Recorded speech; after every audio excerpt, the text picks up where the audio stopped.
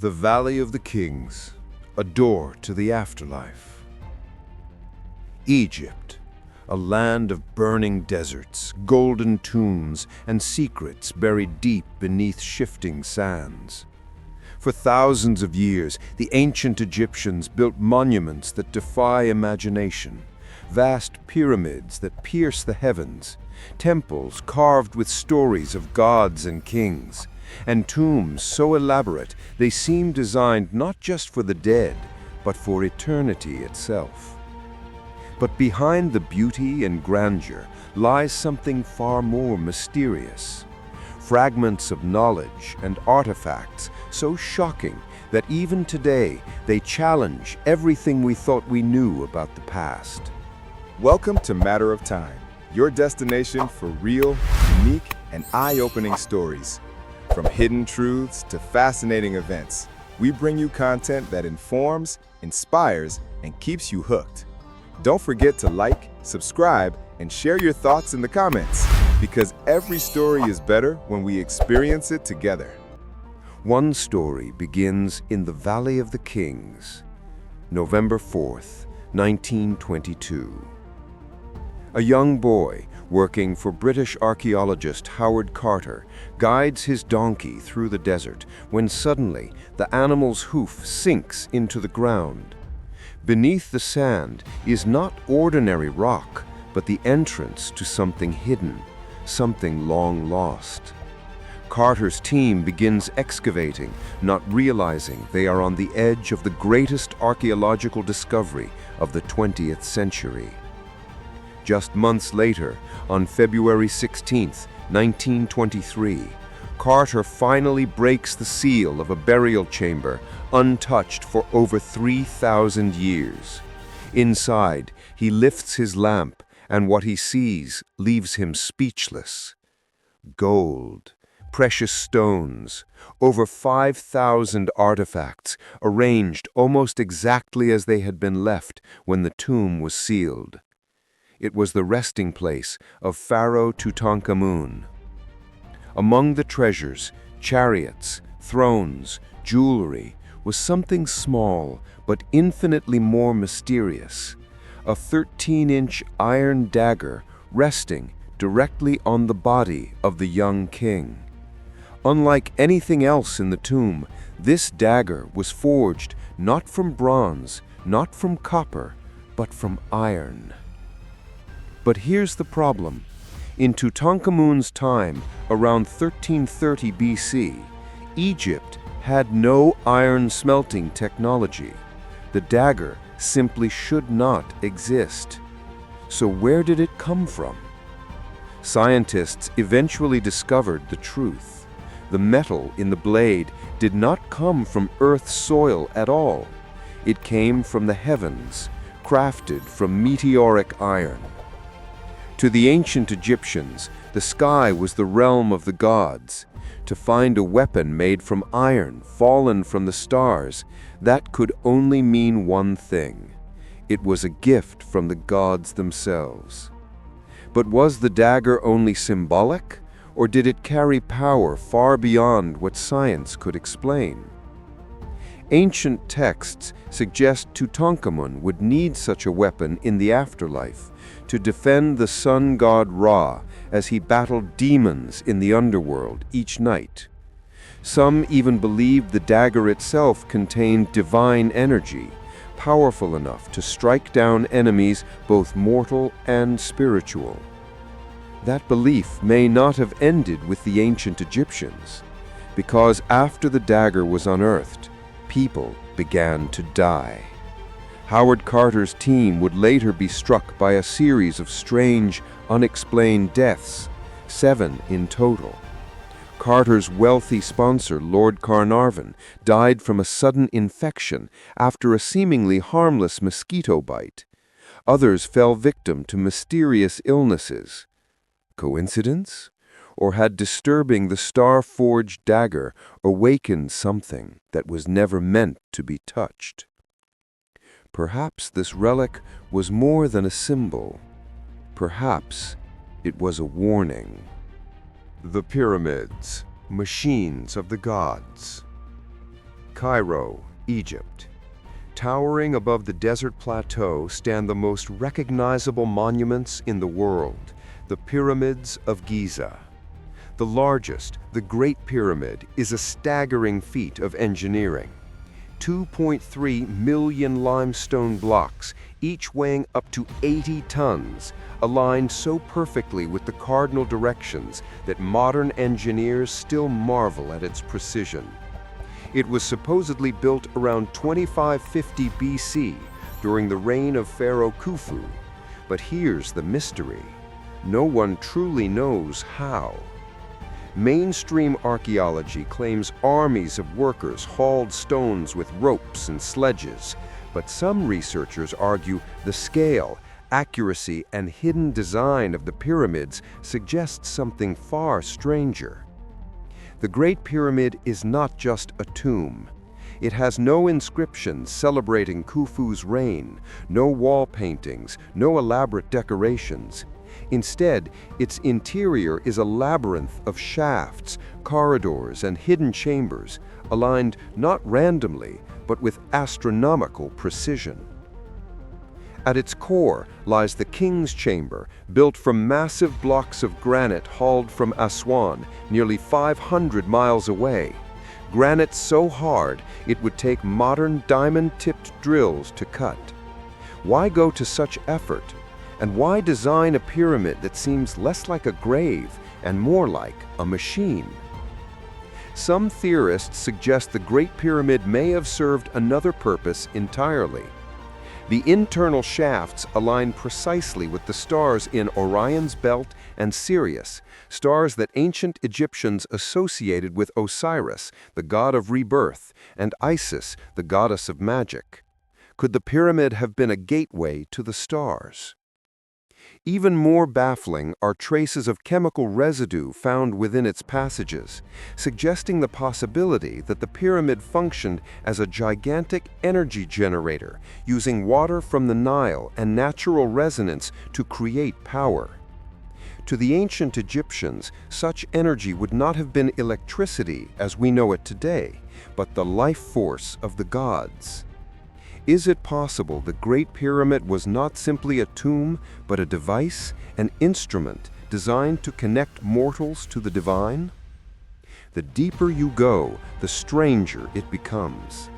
In 2017, scientists used advanced muon imaging, essentially X-rays powered by cosmic rays, to scan the interior of the Great Pyramid. What they found shocked the world. A hidden void over 100 feet long, sealed off and untouched for more than 4,000 years. What lies inside? No one knows. Egyptian authorities have so far forbidden excavation. Is it another burial chamber, a hidden cache of knowledge, or something that challenges history itself?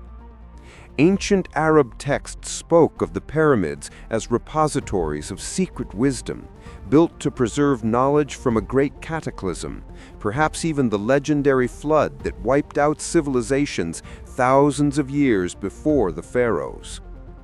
If true, the pyramids may not just be tombs, they may be time capsules, monuments designed to carry messages across the ages, messages that we are only beginning to decode.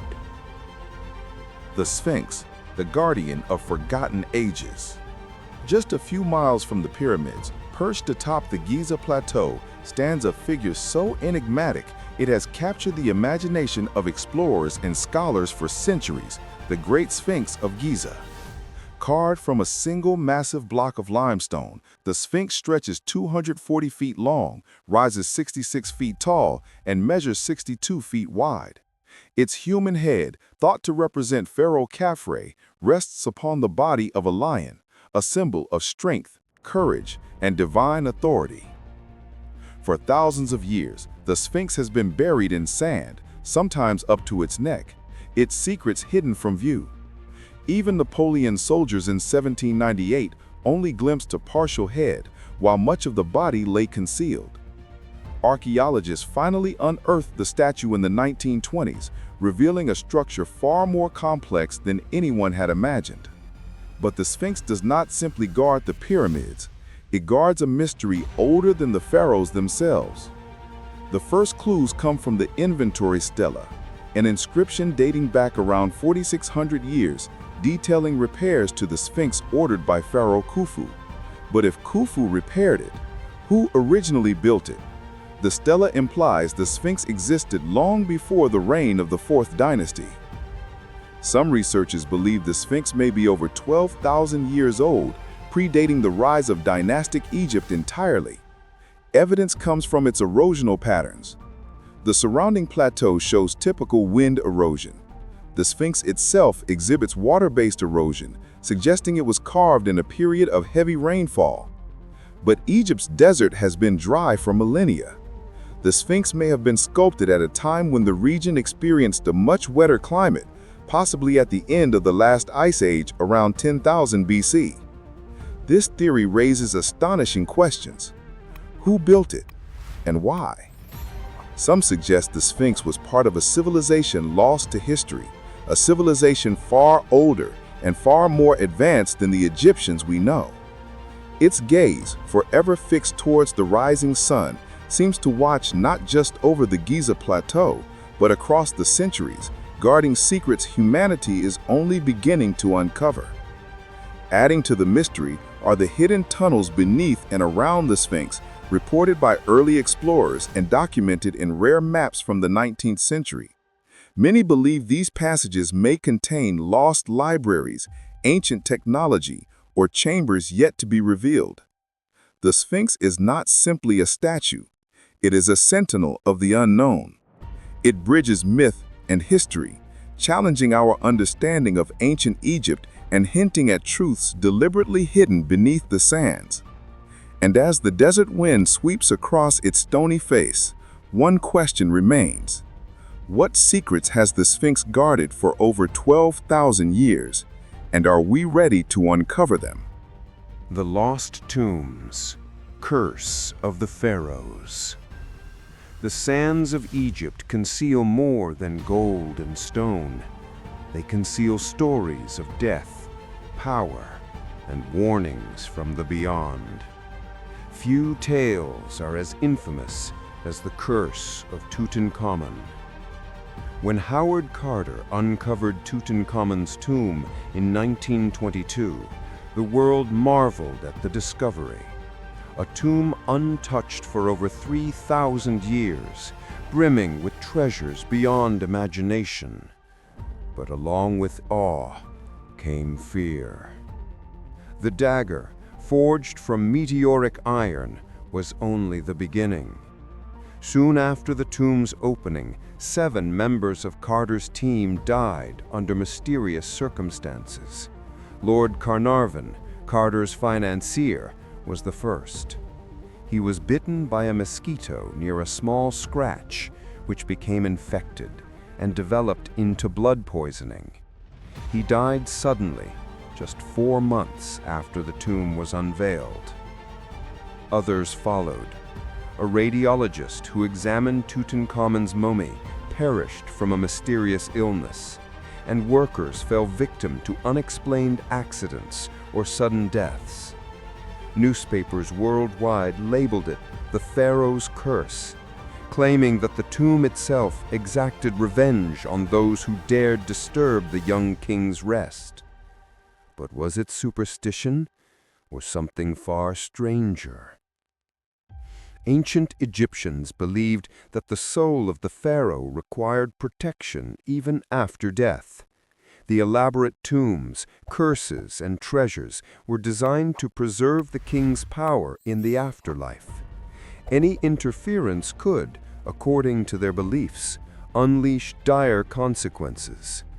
The curse may have been a warning or a reality. Some modern researchers argue that the deaths were likely coincidences, amplified by sensationalist media.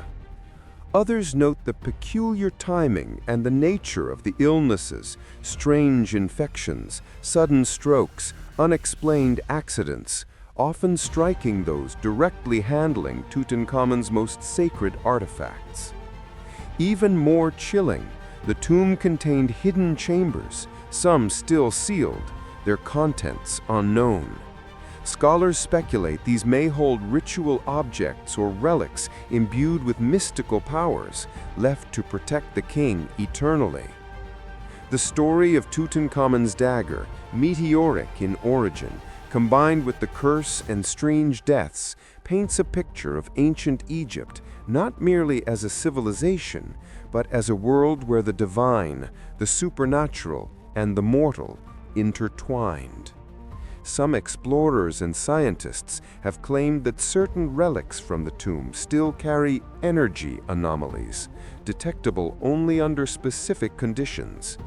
While skeptics dismiss such claims as pseudoscience, local legends persist, speaking of shadows moving in the tomb, whispers echoing in empty chambers, and a sense of being watched by unseen eyes. For the ancient Egyptians, death was not the end. It was a passage, a journey where the mortal world met the divine. The treasures, the curses, the very design of the tombs were all keys to eternity, symbols of power that defied the natural order. Even today, 100 years later, Tutankhamun's tomb continues to fascinate and to unsettle. What exactly lay hidden in the deeper chambers, untouched for millennia? What secrets might still be locked within the tomb, waiting for the next daring soul to disturb them? And perhaps the most terrifying question of all, if the dagger could strike even in death, could the curse of Tutankhamun still linger silently, waiting for those who dare pry open the past? Echoes of eternity. Egypt remains a land of wonders and of secrets. Every stone, every tomb, every shadow seems to whisper stories lost to time.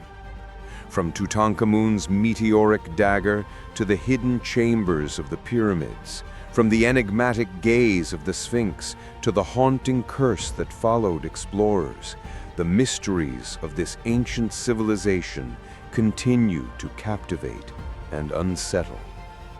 Perhaps we will never fully understand the intentions of the pharaohs or the knowledge they tried to preserve beneath the sands.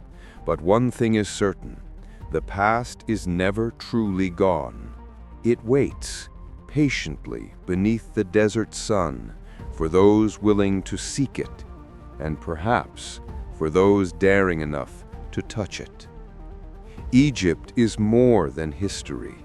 It is a doorway to the unknown, a reminder that some secrets are too powerful to remain hidden forever, and that some mysteries are never meant to be solved. The sands shift, the winds blow, and the echoes of eternity continue to call.